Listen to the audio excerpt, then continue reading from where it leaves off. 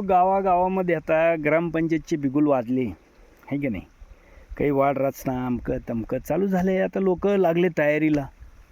आणि ज्या काही ग्रामपंचायती असं आहे मित्रांनो की जिथं घरकुलासाठी गरीब लोकांकडून 15-15, 10-10 हजार रुपये घेतले.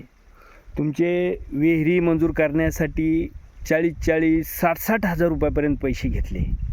आता ते लोक परत मैदानात येणार आहे का नाही. त्यांना परत गाव सांभाळायचं आहे, गावाचं भलं करायचं आहे, गावाचा विकास त्यांना करायचा आहे. कारण त्यांच्याशिवाय कोणाला होणार नाही असं त्यांचा समज आहे.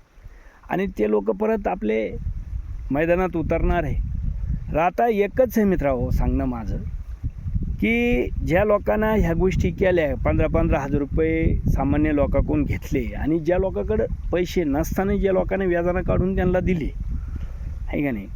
नंतर मग खूप काही लोकांच्या बिलं लवकर नाही मिळाले तर त्यांना व्याज बी भरावं लागले. असे बी खूप काही घटना झालेल्या आहे. तर हे सांगायचं एक तात्पर्य मित्रांनो की टाईम सगळ्याच येत असतो आहे का नाही.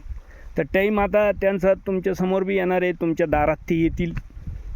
तर त्यावेळेस माझं एकच मत आहे मित्रांनो की आपल्या गेलेला पूर्ण वसूल करून घ्या आहे का नाही. हाच मौका आहे आणि हाच टाईम आहे. तर एवढं मात्र ध्यानात ठेवा. नंतर उजूक हे जरा परत बसले आहे का नाही, परत जर सत्तेवर आले असे लोक तर परत हे आपल्याला उभारणारच आहे. त्याच्यामुळं का बुवा कसं आपलं काढून घ्यायचं याच्यावर मात्र ध्यान ठेवा. चला, जय जवान जय किसान जय महाराज.